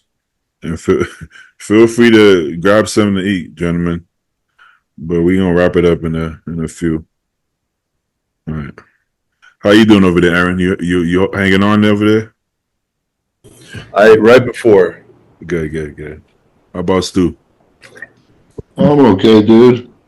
Still got to put this whole office space together. Bunch of our shit still in boxes. So, hey, I'm pretty sure I'm gonna be in Dallas. I'm pretty sure we're all gonna be in Dallas for nationals. If we all don't go, I'm probably gonna go anyways because I have a friend doing the show. But I have a few friends doing the show. But I have a friend that I told. Well, I'll have to train and stuff and meet up, get some good food and stuff. Y'all don't want to train with me. I'm an amateur, man. Y'all don't want to train with me. You want to know about some of the best burgers you could ever have? Whataburger? Rodeo Goat. Have you had it when you've been in town, baby? Rodeo Goat is good. What is So it? good. It's like a gourmet burger place, but it's not like fucking $24 like it is in hipster Seattle for a burger. It's like, I don't know, it was like 10, 12 or something. Yeah, it's not bad and it's legit. Yeah. It's not bad at all. All right. Get too stressed. What's this so random? Do people get too stressed out on the elections? Since COVID, yeah. But When I it can see actually why. affects our lives. I can see why, though. You know. If they want to shut my gym down, I'm going to get pretty stressed out. Want to demonetize me and shit. I understand. Why did you This guy keeps asking this question: why did you leave the RX Muscle Olympia live stream? He asked this like 10 times. We were at the gas house, and I tried to connect it to the Wi-Fi, and it was just a bad connection. So I just It's kind of a poorly planned out idea from the jump. yeah. I mean, like I called Sid and I was like, "Hey, dude, like, what are we trying to do here? Are you trying to like loop us in with like a bunch of other people, like in this chaotic house environment? Like, I don't think it was ever going to work." Yeah. And when I signed on, I saw like 4 people on there, and I thought King Kamali and Armand and they good. They have a bunch of people. And by that time, I was ready to turn up though. I had a couple beers in me. You know what I'm saying? Me and Zayd was smoking a little bit. You know, probably shouldn't say that. 'Cause everybody's gonna be like, "That's why you're not pro." But Yeah, us pros, we weren't getting any of that beer on. nobody was grabbing. I was like, "Am I the only one grabbing a beer?" I had Dr. Peppers though. The Dr. vanilla Peppers, ones. too. Yeah. Well, these The guys, strawberries and cream ones. that was Those are good. the best ones. The only person I saw grab a beer other than me was Jose Raymond, but he's retired. He could do that. He gets fucked up. Well, he was doing that even when he competed. He was doing that though. You see, Yeah, he was. see, he's a pro man. You could do it. You know, it could be done. You know. All right. If Sebum does well, do you think he will persuade other classics guys to try open? Not necessarily. I don't know. I think Sebum's situation is unique. Yeah. Well, I guess I don't think. Yeah, I mean, I don't think you can. if you we already had Stefan switch to open. We had well, he was That guy looks freaky too. he was yeah. The other guy, he was already open, but he went to classic and then now he's back. The guy I always forget his name, man. I know who you're talking You know about. what I'm talking about, right? He was really good. He got top 5 the day after he turned pro, and he looked insane. I don't know why the fuck he decided to downsize. He looked awesome, dude. You remember his name? I remember. Florian. Florian. Yeah. I always forget his name. I want to say Florida or Dorian. Yeah, but yeah, he's back up to like 290. I'm like, see, your body been trying to tell you, man. Do that open. Don't fight it. You know, but yeah, so the people who outgrow it, they're gonna do it anyways. But a lot of them probably shouldn't. You know, even with the what's the guy's name? He's from Spain. He's a black guy, but he's from Spain. You know what I'm talking about? Mado Man. So He did 212. I didn't get that because I'm like, oh, I can't make weight. I'm like, we've never seen him shredded though, like really shredded. So maybe you could make weight if you're really peeled. You know, he didn't look super impressive at the 212 because I still think he needs more tissue. I don't know. But I feel like you have to really not be able to make weight in order to move up, if that makes sense, you know. Yeah, and then, you have to not be able to make weight and then put on another 15 pounds of tissue from there. Exactly. So, like, you ask about, like, the question was, like, will it inspire people to make the jump? Like, there's been people doing that in limited quantities, right? But, like, they have to go away for a while and stay off stage for a while growing until they're able to, be competitive in the open because, like, they're going to get smacked otherwise. Yeah. I am really interested. Go ahead. Unless you're like Keone Peterson or something like that, like. Mm-hmm. But like, yeah, for most people, you get smoked for sure. Yeah. I mean, I'm really interested to see what this show looks like this weekend because what they do with Chris will be interesting. Because he is Chris. Like he's the best classic guy, but there's still miles between him and an open guy, muscularity wise, like miles. For sure. And even like second call out guys, they're still way more muscular. So Do you I honestly have no idea what they'll do. do you think people would like blast Chris or the judges, possibly even if he gets like third call out? If there's like, yo, you way too small, third call out. They shouldn't, but I don't think he'll get third call out. I don't think so either. He's impossible to hate on, man. Yeah. What if he gets? What if guys are? Hey, in Europe, these guys are shredded, bro. These guys are peeled. They're big.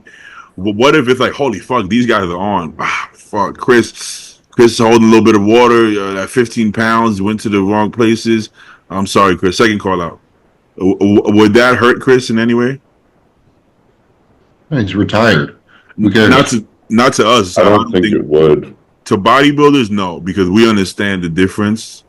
But maybe to his more casual fans, they're gonna be kind of like, "What the fuck?" You know. I don't even know if that's the case because, like, think about how many casual fans he has that would look at open bodybuilding and be like, "Ooh, that's disgusting." Yeah. Good point. They like Chris is their limit. That's like their absolute pinnacle max of what they would ever want to push their physique to. Yeah. And to I see think open worst case guys, is neutral, like doesn't hurt him or help him. You I know, agree. I agree. Well, completely.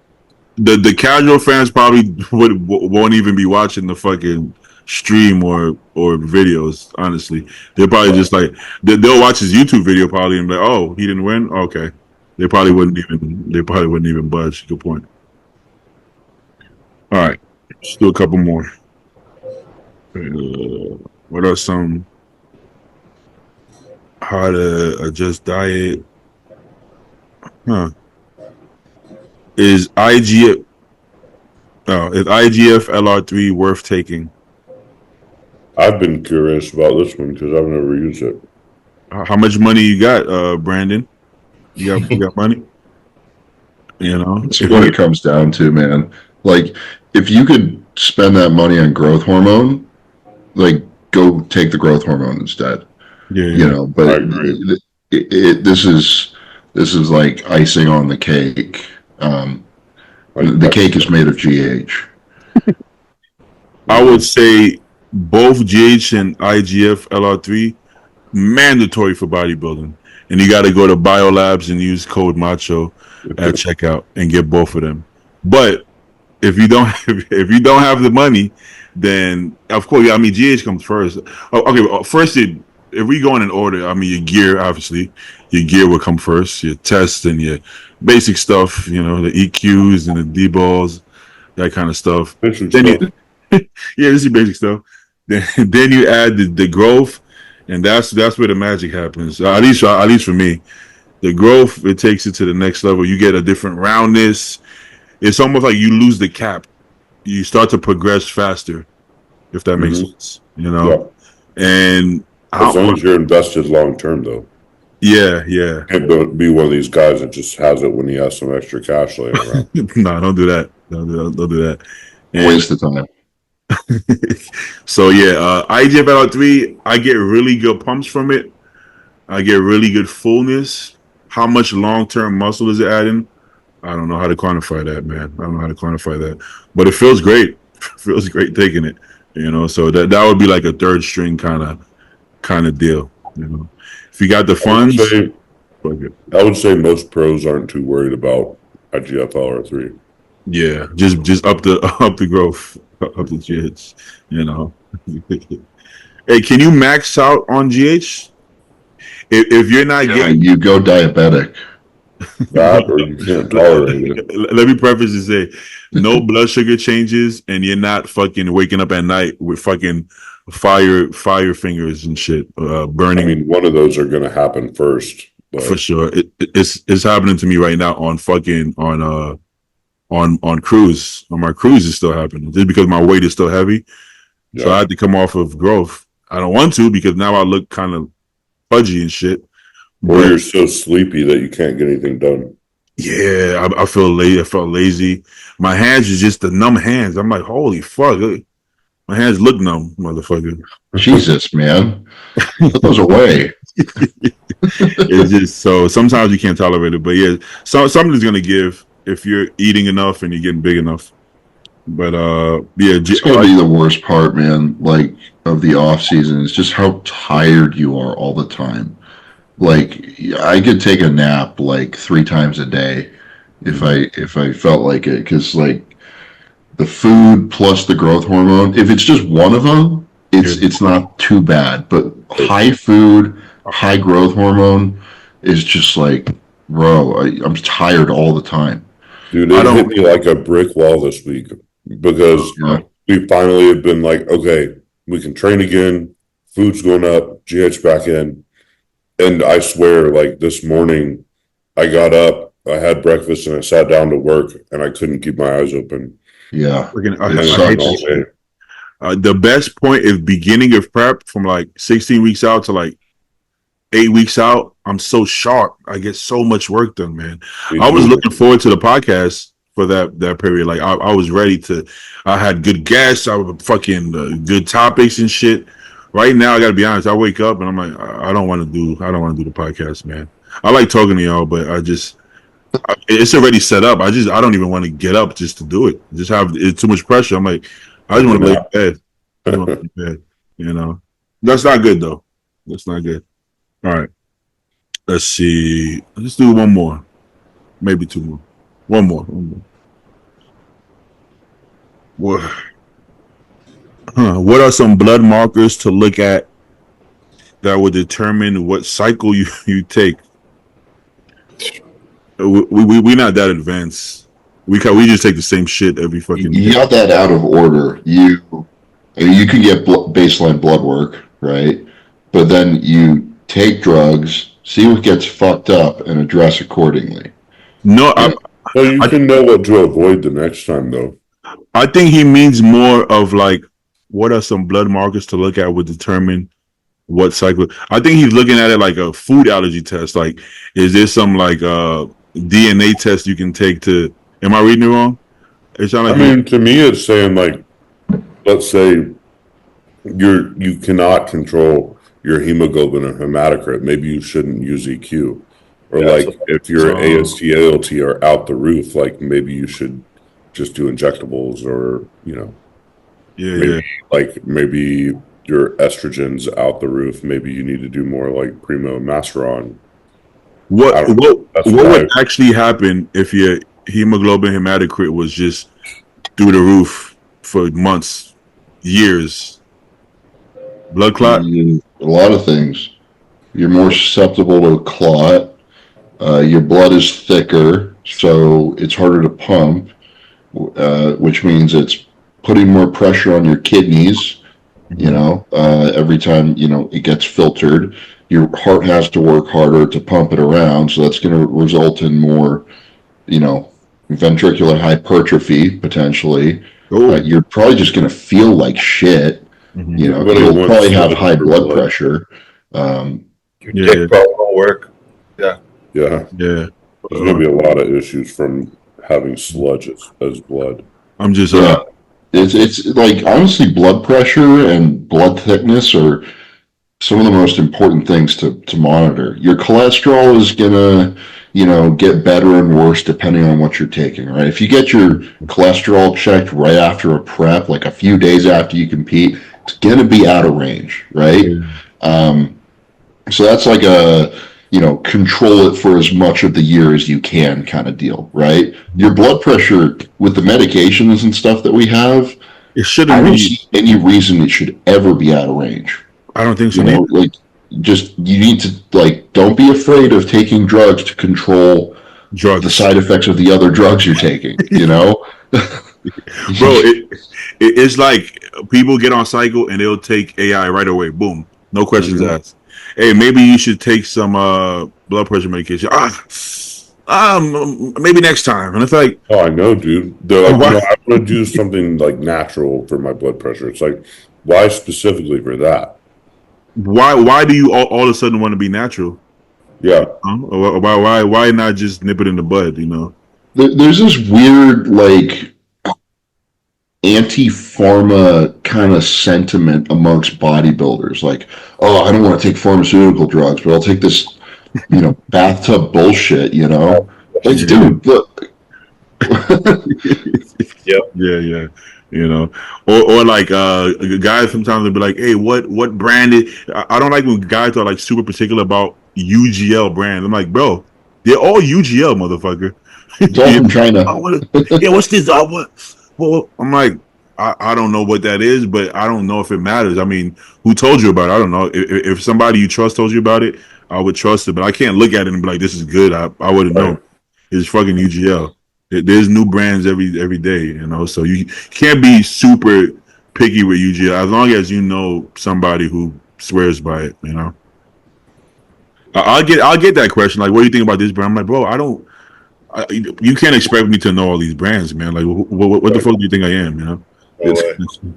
And then send a picture of the pretty label, and I'm like, yeah, they got a nice label. And that's cool. It must be legit. Look at that label, fucking holographic. They said it's pharma grade. Oh, I love that. Like, yeah, you got it from a compounding pharmacy. Trenbolone acetate. Right. In New York, guys would say, "Oh, this is what Victor Martinez takes." That was like a thing. I'm like, I've seen about 10 different brands. Victor Martinez takes all these brands. I highly doubt Victor Martinez knows you or is getting anything from you. I'm sorry, man. I don't think he would appreciate you putting his business out there. You know. Oh man. All right. One more. Yeah. I'm good for one more. Sore shoulders the day after pinning every single time. Is this normal? It's normal if all you ever do is pin your shoulders.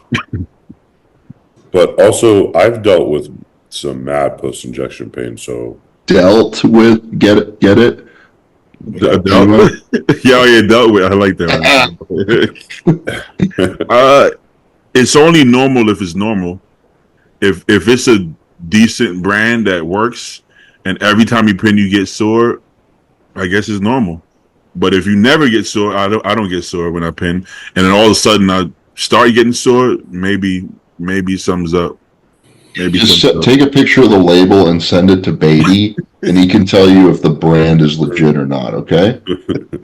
As long as the label looks nice and uniform, holographic labels and everything, it's probably legit. With a lot number, that works. Oh, you get the lot number. You know how easy it is to print that from the Chinese labels? You could print anything, man.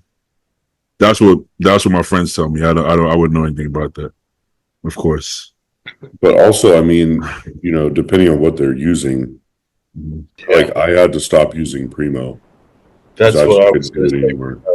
Oh wait, why? Because the soreness? Yeah, I couldn't handle it. Hurts, and you have to do more volume because it's only 100 mgs a mil. I got to be honest. I don't know if I get soreness because it doesn't cross my mind. I got to be honest. When people ask, "Do you feel hurt?" It's not something I even think about. I wouldn't even know. I wouldn't even know. It's a bonus, bro, because some of us have to deal with it. It doesn't matter. It doesn't matter it's some kind of. I think for me, it's something to do with the benzoate or something like that in there, or benzyl alcohol. I don't know. Something I'm sensitive to. I used to think people were like just being like sensitive or extra, but I've seen people actually have like red marks and like bruises from pinning, and I'm like, oh, wow, it actually hurts you. I don't get any marks, any swelling. I mean, well, I can't say it all the time. If I pin enough volume, I will. But generally speaking, if you did your lat and you went in the gym the next day and did pull downs, would you feel it there? No, not at all. Yeah, like there's been times where I'm like, I better not pull too hard. I'm going to tear my lat. Like that kind of thing. I've had clients tell me that I've never felt that.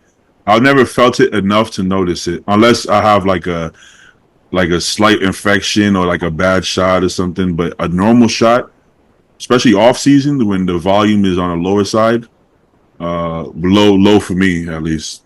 I don't feel anything, man. I just feel nothing. Do you feel soreness too? Yeah. It kind of depends. Like if I'm hitting my delts a whole ton, I'll start to get like inflammation that starts to creep down my my Ooh. shoulder. Sucks. But that's just because I'm hitting that spot too much. So I'll move it around and it kind of goes away. I've had issues in the past where like I had really old gear that was like lumping up really bad, and I get that same issue. Yeah. Yeah, it just kind of depends, man. There's not really much rhyme or reason to it. Sometimes you just get unlucky. Sometimes you're just hitting something too frequently. Yeah. Did you say something, Aaron?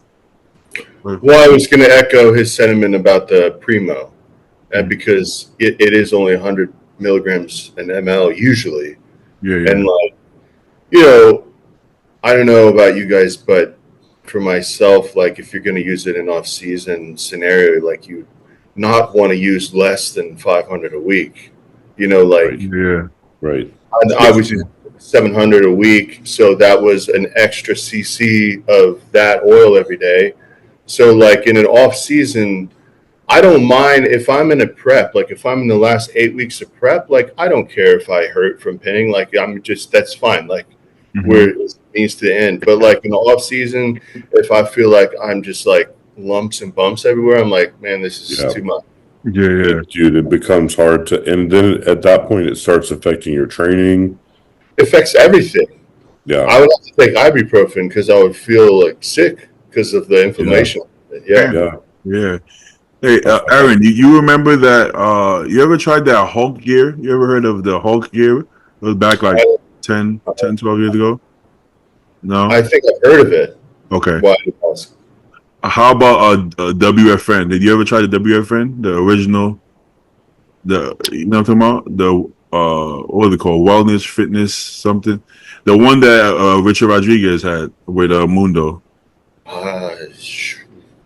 No? Oh, LWP or something? The one before that. No, but I did have the LWP. Me too. Did you have that sponsorship too with them? Yeah. Yeah, saying that it was A a lot good of guys sponsorship. have that. It was. I remember seeing that back then. He's a nut, dude. Not to be. Yeah, for sure. You talking about Mundo? Yeah. Yeah, he's a complete nut. He's a complete nut. You see his Instagram now? His Instagram? Yeah. Yeah, with the AIs and shit. The weird AI. Surgery on his eyes to make them blue. Oh, I thought he was like photoshopping it or some shit. Well, yeah, yes, absolutely. He did that too. What the fuck? And he's not in jail. He's a free man. Doesn't look like it. I don't think they do surgery to give you blue eyes in jail. I didn't know you could have that surgery. That's the thing. Cali Muscle got it done apparently. That's crazy. Oh, Cali Muscle got like blue or green eyes. It looks weird, man. It just looks weird. It is really weird. That's You can put contacts in to change the color of your eyes. You don't have to do it permanently. wild. Right. no. I remember when I first started taking gear and I used Test 450 in ML. Oh And my god. That because I didn't know better, so I was like, "That's a good deal," you know, like, and it was a bad deal. Like, it hurt so bad. Every shot I took was a massive. Well, I got an abscess on my glute from it. Just because it was like every time you took it, it was like just massive trauma to the body. You know, it was like Right. drug in that ml of terrible. That's crazy. How do you even dissolve that in the damn? I don't know, but it hurt so bad. It hurt the second you put it, like started injecting it in, you just felt it burning, and then it would it would itch after, and you'd be like, "Fuck," you know. And the next day it would be this massive fever. Dude, that's Well, miserable. but I didn't give up. I finished off. Yeah. Get your money worth. Are you at the door or downstairs? You know, I don't know about you guys, but like I've noticed Okay. when I'm in prep Do you know how and the volume of shots gets larger, I like 3cc shots like would just really aggravate me in the off season, but like they don't really inflame it much at all when I'm prepping. I don't know what it is. I've noticed that. I don't know if it has to do with less like body fat and water between the skin and the muscle, and maybe some can seep underneath there more easily or something. Like I've wondered the same thing because when I'm in prep, it's way, way better. Yeah, your body absorbs it better. You're saying? But yeah, when I'm close to a Yeah. show, it's almost guaranteed I will never have a sore shot. Yeah, It just goes right through me. It's great. it's weird you say that. Yeah, my body seems to absorb it like instantly when I'm super lean. But guys, my weed guy is downstairs, so I gotta head out. If you do that here, you better stay over there in California. It's actually an app. It's called the EASE app. I don't have a code, but it's called the EASE app, and you order it, and then some random Dash for weed.